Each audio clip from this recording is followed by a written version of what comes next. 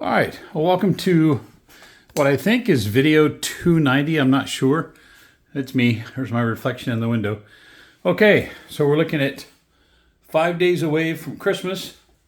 There's the cup of coffee I made and forgot, so I'll get that in a minute. These are chocolate nut clusters, I guess is what we would call those. First time making those. I did them in the crock pot. This is my baking corner of all the stuff, the goodies that I'm still going to make. And this is from Steve and Donna, my friends, that sent me a birthday gift. And I got enough Peeps here to last me a while. Still more chocolate stuff to be made here. And then I've got, these are all homemade that I've made. What is this? I made this today. Tart chocolate with walnut and Malden salt on the top. This is dark chocolate fudge without walnuts. I believe that is chocolate fudge with walnuts. There is chocolate fudge into that. There is orange cranberry muffins.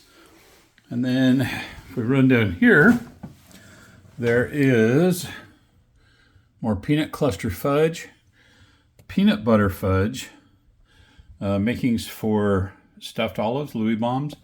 It's going to be good. This is what I've been doing, trying to get ready for Christmas. I always enjoy doing a lot of baking and a lot of candy making when it's this time of year. I apologize. Let me see if I can straighten this out a little.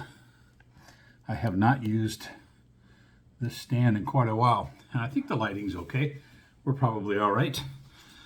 So, busy day.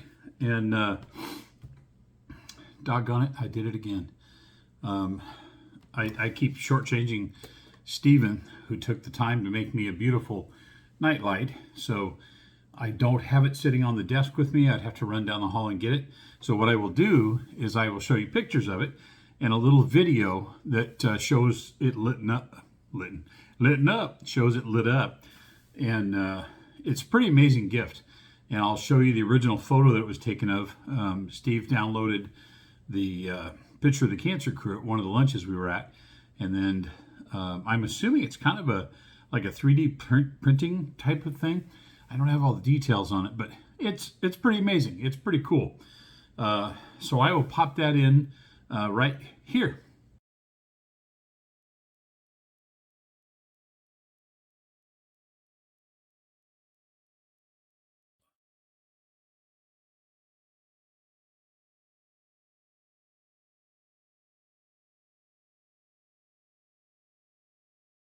Thank you, Steve. That is pretty cool, man. I really appreciate that. Okay, health stuff. Went to see Dr. Salsa-Mindy today. Got the results of my deep CT scan with contrast that we did last Friday, I believe, or a week ago Friday. At any rate, this is an attempt to take pressure off my urethra and allow me to be able to go pee-pee the regular way. So he today gave me information, and I'll tell you, my head is still swimming. He's showing me, the CT pictures. Oh, here's your spine. This is your prostate, where it was, what's left of it. These are the veins. These are the arteries. There's so much to keep track of, and I have a hard time doing it. So basically, in layman's terms, what it comes down to is my chances are difficult to say at this time. They would kind of have to do the surgery and then see what happens when they get in there. I guess as a whole, it looks doable at this point, although they would want to offer any kind of odds on whether it would work or not. So what they would do is go in through my femoral artery in my groin, go up and do their work inside, and they would deposit the little pellets in there that would stop the blood from going to the prostate, allowing the prostate to shrink. And the prostate has shrunk quite a bit from the previous treatments I've already had, from radiation and from the chemotherapy.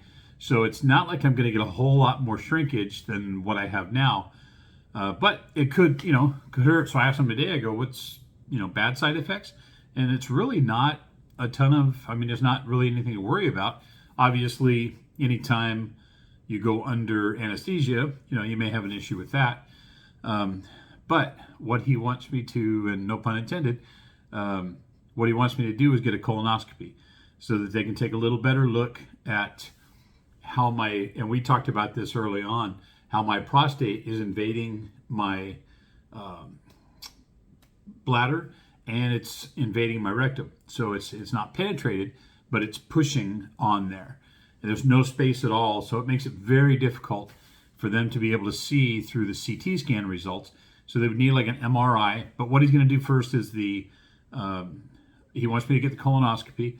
I'm already scheduled for a chest, abdomen, pelvis with contrast through Dr. Holmesy, my oncologist. So Dr. Salzamendi will want to see the results from that, and then have the colonoscopy so that he can look at that. So the more information we have, the better we can make the decision. And like I said, the technical terms are lost on me, but basically what he's saying is that the prostate itself, or what's left of it, the term is could be communicating, which means there could be little physical bridges that go from the prostate to the rectum and to the bladder. And if that's the case, they would have to put coils in there to stop the blood from traveling through there, which is more work during the procedure. And then the other thing that they're concerned about is the thickening of my bladder wall. So one of the things they're saying is, hey, we could do the surgery and it could be a success, but your bladder may not remember how to do what it's supposed to do, because I've had this tube in there for 3.5 years now. So in my plus column, I don't wear a leg bag normally. I do at night when I sleep, so I don't have to get up. But normally during the day, I don't wear a leg bag on there. So I do rely on my bladder telling me, hey, it's time to go pee. And then I just go uncork, or I'm using my flip lock, or a little hose with a switch on it. I open it up, I drain, and then I close it. So he was happy to hear that, because my bladder does remember how to let me know, hey, I'm full, we need to empty. So right now, just a bunch of stuff in the air. So no absolutes on this. No, yes, we're going to do it, and yes, we're going to have great results out of it. Basically, it's just still, we're going to deal with it coming into the new year. So that's the actual physical part of it. I got a call today from my oncologist, and I went on, what do they call it? Medicare, December 1st.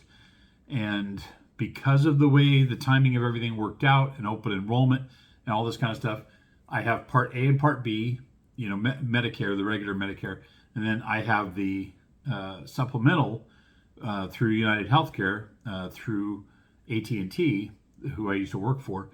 And that does not kick in until January 1st. So any medications, prescriptions that I would pay for during the month of December, I would have to pay for. Well, I totally lucked out, or so I thought, because I don't have any prescriptions that need to be filled during December. I did get a new one for the inhaler for my asthma, but we were pushing that one out to January.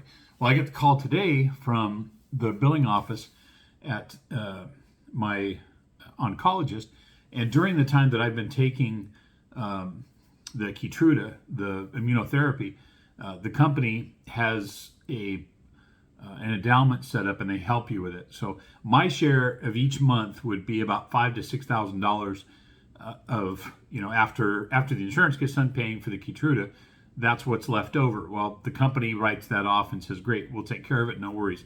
Evidently, when you're on Medicare, that disappears. You're not there anymore. So that means that I'm responsible for that other 20%, so $5,000 or $6,000. My supplemental, when it starts on January 1st, will cover that. That leaves December. So I could end up, unless they can work some magic, she was talking about trying to get some kind of a grant or something, to cover that. So we shall see. I could end up with a $6,000 bill for that 1 month. But come January, everything's back to normal. I'll have everything in line. It was just a comedy of errors and timing with the state forcing me onto Medicare and then not being able to get the supplemental started until January 1st. So that was a very trying situation for me. Many phone calls to the point of tears, trying to deal with people. I felt like a ping pong ball. So at any rate, January 1st comes, everything's fine. It's all taken care of. I am super jazzed because we're 5 days away from Christmas, and I'm heading out tomorrow, butt crack at dawn, to pick up my daughter and my granddaughter. I'm going to bring them down for Christmas. And then hopefully I'll be able to shoot some videos for you guys. My friends Scott and Christy just turned me onto a street over in the city of Orange where the entire street still decorates. And these are turn-of-the-century homes. And it's just beautiful. It's a fantastic neighborhood down there. Turns out I have a friend I didn't know lived right around the corner from there. But the people all decorate. So hopefully we'll be able to do a drive and run a video of that and show it to you. Also, tentatively scheduled right now for Thursday night, I'm going to take the girls out of my boat and we're going to go out into Huntington Harbor, and we'll go through the channels in Huntington Harbor and get to see the Christmas lights. Everybody decorates the back of their houses out there. And this is not the boat parade. That's already happened. And I wouldn't be in that anyways. That can be really out of control. So this is just us, family in the boat, just put, going along, taking a look. So I'll shoot some video of that and try to get that posted up for you. So yeah, it's a busy time of year. I hope and pray that you guys are going to have a great holiday season. My daughter did an extremely touching post on Facebook yesterday that I read, brought tears to my eyes, just reminding me of how different I am this year compared to last year. And it's not a stretch to say I almost died twice. And so I am extremely grateful to be where I am and to be as healthy as I am. This may not be perfect health, but thank Jesus, it is so much better than where I was last year. So I'm super excited about that. I am wishing everyone a fantastic holiday season, a Merry Christmas, a Happy Hanukkah, whatever holiday you guys celebrate. I hope that it's a fantastic one. I am going to try and slide a couple more videos in before Christmas, but just know I love you guys so much. I do. When I talk to my friends and my doctors, and I tell them about this channel, and it's just that there's almost 500 people subscribed to this channel, and even more that watch the channel that are not subscribed. So the word's getting out there, and I hope that whatever I'm putting on these videos is maybe helping you a little bit, maybe bringing you some knowledge. At this point, maybe showing you that, hey, you can be on death's door and things can change. You can turn it around.